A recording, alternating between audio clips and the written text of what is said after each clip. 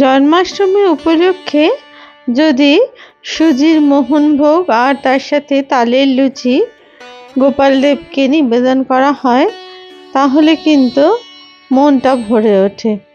আজকে আমি সেই তালের লুচি আর সুজির মোহনভোগ রেসিপি নিয়েই আপনাদের কাছে হাজির হয়েছি। হ্যালো এভরিওয়ান, অসীমার কিচেনে আপনাদের সকলকেই স্বাগত। প্রথমে আমি একটা ফ্রাইং প্যান বসিয়ে 2 চামচ ঘি দিয়ে ঘিটা গরম হলে তার মধ্যে 25 গ্রাম কাজু বাদাম আর 25 গ্রাম কিশমিশ দিয়ে খুব ভালো করে ভেজে নিলাম। এই সময় আঁচটা কিন্তু বাড়াবেন না, হালকা আঁচেই ভালো করে ভেজে নেবেন যাতে করে কাজু বাদামটা একটু ক্রিপসি মতন হয়। তারপরে ভাজা হয়ে গেলে এগুলোকে তুলে রাখবেন। এরপর আমি অন্যদিকে ফ্রাইং প্যানের মধ্যে দিয়ে দিলাম আরও হাফ কাপ মতো ঘি। আমি এখানে দেশি ঘির ব্যবহার করেছি যাতে একটা সুন্দর গন্ধ হয় তার জন্য। এরপর দিয়ে দিলাম 2টো তেজপাতা খুব ভালো করে ভেজে নিলাম। তারপরে এর মধ্যে 4টে এলাচ দিয়ে দিলাম। এলাচটাকে কিন্তু অবশ্যই ফাটিয়ে নিয়েছিলাম। আর দিয়ে দিলাম এখানে হাফ কাপ মতো সুজি।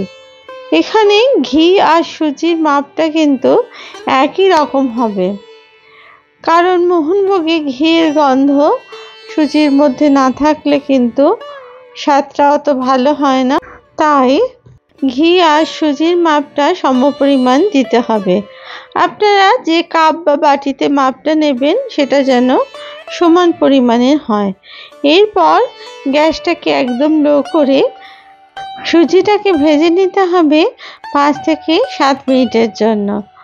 আর অনবরত কিন্তু এটা নাড়তে হবে, না হলে কিন্তু সুজিটা তলায় ধরে যাবে আর ওপরটা কাঁচা থেকে যাবে। দেখুন আস্তে আস্তে রং চেঞ্জ হচ্ছে আর তার সাথে সুজির মধ্যে একটা ক্রিপসি ভাবও এসে যাচ্ছে। আর এর পাশ থেকে কিন্তু এবার ঘি ছাড়তে শুরু করেছে। আর এই সময় কিন্তু বুঝতে হবে যে ভাজাটা প্রায় হয়ে গেছে। সুজির মোহনভোগ গোপালের খুব পছন্দের খাবার, তাই আজকে আমার এই রেসিপি নিয়ে আসা। আর এটা খুব কম সময়ের মধ্যে কিন্তু তৈরি হয়ে যায়। দেখুন ভাজাটা অলমোস্ট হয়ে গেছে। এরপরে আমি ফ্রাইং প্যানটাকে সরিয়ে একটা কড়াইয়ের মধ্যে দিয়ে দিলাম আমি এখানে 200 মিলিলিটার মতো দুধটা জাল দিয়ে যখন দুধটা ফুটে এলো তখন গ্যাসের ফ্লেমটা লো করে একটা স্প্যাচুলা দিয়ে অনবরত নাড়তে থাকলাম যাতে করে দুধটা তলায় ধরে না যায়। আমি তার মধ্যে দিয়ে দিলাম 3 চামচ মতো মিল্ক পাউডারের গুঁড়ো। মিল্ক পাউডারটাকে খুব ভালো করে দুধের মধ্যে গুলিয়ে নিতে হবে। এর জন্য আমি একটা হুইস্ক ব্যবহার করলাম যাতে করে মিল্ক পাউডারটা দুধের মধ্যে একদম মিশে যায়, কোনো ডেলা না থাকে, কারণ ডেলা থাকলে এই মোহনভোগটা খেতে ভালো লাগবে না তার জন্য। এরপর ভালো করে দুধটাকে নাড়াচাড়া করে একটুখানি ঘন করে আমি এর মধ্যে এবার দিয়ে দিলাম আগে থেকে যে সুজিটা ভেজে রেখেছিলাম সেই সুজির অংশটাকে এবার ঢেলে দিলাম দুধের মধ্যে। সুজিটা পুরো ঢালা হয়ে গেলে আমি এবার স্প্যাচুলার সাহায্যে খুব ভালো করে নাড়তে থাকলাম। এই সময় গ্যাসের আঁচ কিন্তু একদম বাড়াবেন না, লোতেই রাখবেন। এরপর অনবরত নেড়ে নেড়ে এই মিশ্রণটাকে মিশিয়ে নিতে হবে দুধের সাথে। আমি একটা স্প্যাচুলারও ব্যবহার করলাম যাতে সুজিটা খুব ভালোভাবে মিশে যায় দুধের মধ্যে। এরপর একটুখানি ফুটে উঠলে এর মধ্যে আমি দিয়ে দিলাম চিনি। এই চিনিটা এবার খুব ভালো করে সুজির মধ্যে মিশিয়ে দিতে হবে। আমি যেহেতু হাফ কাপ সুজি নিয়েছিলাম তাই এখানে হাফ কাপ চিনির ব্যবহার করলাম। এই মাপটা দিয়ে যদি আপনারা মোহনভোগ তৈরি করেন তাহলে দেখবেন এই স্বাদটা কিন্তু যথেষ্টই ভালো হবে। এরপর কিছুটা আমি কাজু আর কিশমিশ দিয়ে দিলাম মোহনভোগের মধ্যে, আর কিছুটা ভাজা রেখে দিলাম মোহনভোগটাকে সাজাবার জন্য। আপনারা এখানে আমন্ড অথবা পেস্তা কুচিরও ব্যবহার কিন্তু করতে পারেন। এখন আমার মোহনভোগ সম্পূর্ণ তৈরি। এবার আমি ঢেলে নিলাম এটা একটা বাটির মধ্যে। অপূর্ব স্বাদের এই মোহনভোগ জন্মাষ্টমীর দিন বাড়িতে বানিয়ে গোপাল ঠাকুরকে কিন্তু অবশ্যই নিবেদন করতে পারেন। এই মোহনভোগের উপর ছড়িয়ে দিলাম কাজু কিশমিশ ছাড়া পেস্তা বাদামের গুঁড়ো।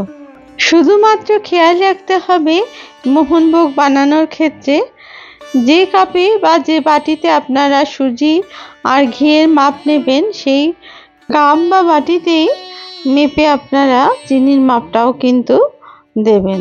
এরপর আমি তালের লুচি বানানোর জন্য নিয়ে নিয়েছি 1 কাপ মতো ময়দা।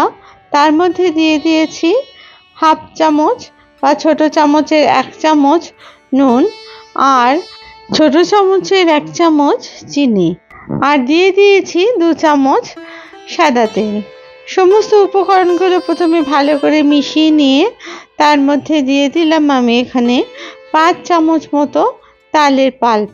এই পাল্পটা আমি আগেই তৈরি করে রেখেছিলাম, যেটা আমার ফ্রিজে রাখা ছিল। ফ্রিজ থেকে বার করে সেই পাল্পটাকে আমি ময়দার সাথে ভালো করে মিশিয়ে নিলাম।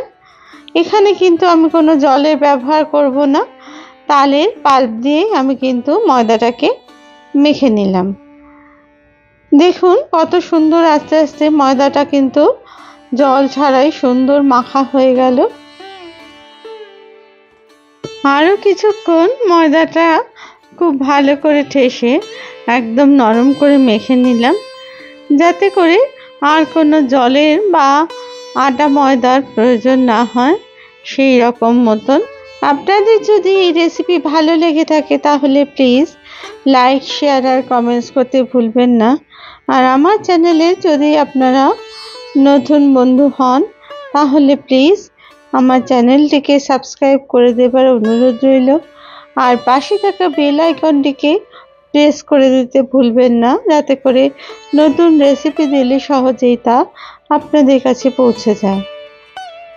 এইবার ওই ময়দার থেকে ছোট ছোট লেচি কেটে আমি ছোট ছোট গোল গোল বলের আকারে তৈরি করে নিলাম। এবার এক এক করে লুচি বেলে সেগুলোকে ছাঁকা তেলে খুব ভালো করে ভেজে তুলে নিলাম। জন্মাষ্টমী উপলক্ষে আমার এই নতুন রেসিপি আপনাদের কেমন লাগলো প্লিজ জানাবেন কমেন্টসে। আপনাদের প্রত্যেকটা কমেন্টস কিন্তু আমার কাছে খুবই মূল্যবান, যা আমাকে নতুন রান্নার অনুপ্রেরণা দেয়। এইভাবে প্রত্যেকটা লুচি কিন্তু আমি ভেজে তুলে নিলাম একে একে। দেখুন কত সুন্দর ফোলা ফোলা এই তালের লুচি তৈরি হয়ে গেল।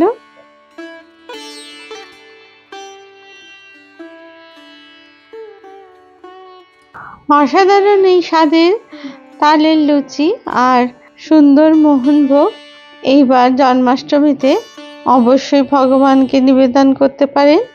জন্মাষ্টমী উপলক্ষে আপনাদের সকলকে প্রীতি ও শুভেচ্ছা জানালাম। আবার নতুন রেসিপি নিয়ে আমি আপনাদের কাছে হাজির হব। সবাই ভালো থাকবেন। ধন্যবাদ।